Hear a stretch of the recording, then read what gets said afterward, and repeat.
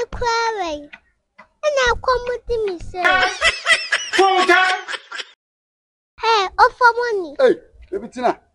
Mama's come again. It's not me. Who saw a shepherd to me most can go to me enemy. Hey, now me show my dress. Baby Aunty na men kasa. First can mommy. Me first come on. Me Sika ne ka prekwa ni me ho. Why me come get Whala. Why? Aunty na me slow. Me slow. Wofa se no. Na Wofa ne me. Me slow. Me ni ka pro. Baby first can mommy. Can go to me near force. I come with me. Ah, me to there. Me get Whala ko Sika biaba. Why? Me ni ka pre. Aunty na nie. Why is a prayer with your way? Why? Aunty, hey. What?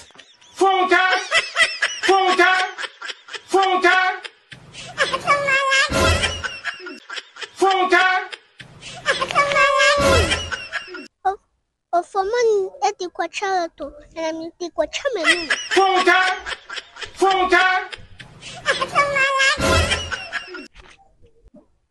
Sure. Ah, let me go to the animal.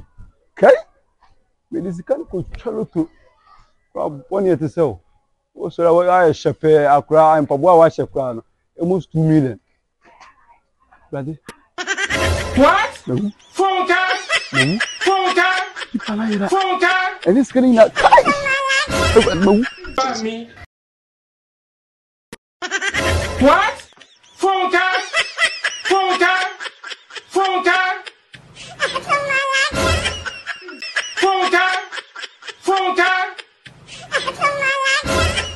Jesus is Lord. I don't need me.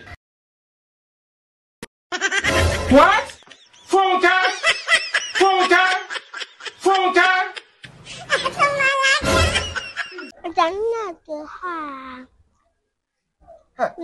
Antina.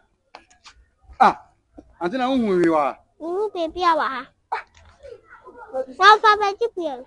What's it? Vegetable. Now I told you, Mom. Hey, I've been at Tamar. Yes, I'm a call him. Hey, Antina. Hey, told you, Mom, do hey. What? Was it me? I never knew that. I am more fast.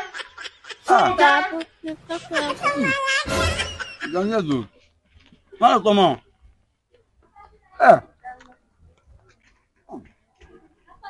I told Come then I mean, yeah, huh? Trouble. I'm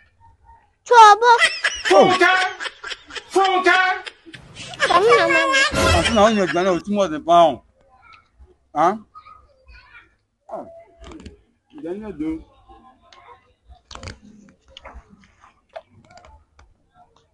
Ah, Antina. What am I going to do for me? Huh? What? Oh, to your mom.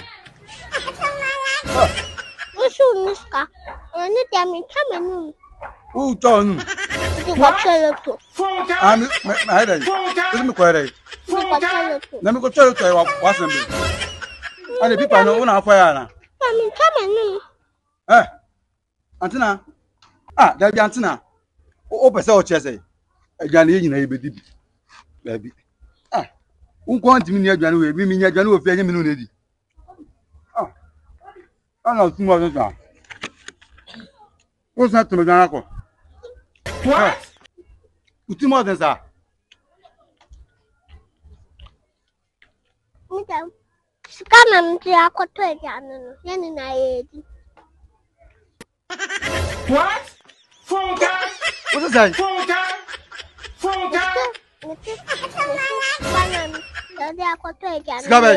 Mimi Sika no. Ha. Mimi Sika na me ko na frato wo da kwa koto adwane adi. E de na de koto adwane we no. Antina me donya me ene. Antina ko me adwane mami. Ko me Sika mami. Ha. Antina I want you ya on ene. Mimi Sika flato no Wofa. Ka Wofa Sika flato. Wo be fato no wo. Wo da kwa to adwane. E na nyama saba be di me boa. What the fuck? Full time. What the fuck? Adwane. Come on, tell me. Na komo di waska na wo de obi na aso se me ko twalo to me no Wofa Sika da ko to adwane edi. Aunty. Me bo odua. Wofa se me bo odua. Full time. Tu dia so me ko kachi ni pei. Antina. Me dem. Me kwaba. Kwa. Me Menyere. menu. Chawanum. Fili. What feel? Me from Full time. Antina so shut them wo na me ko fe kini skani anywhere. No. What's that demo? And I'm that menu. Me ko he dem man ko he dem wo diskana chwonum. What? Me kwaba na me nu bewu be ta bontine. And family.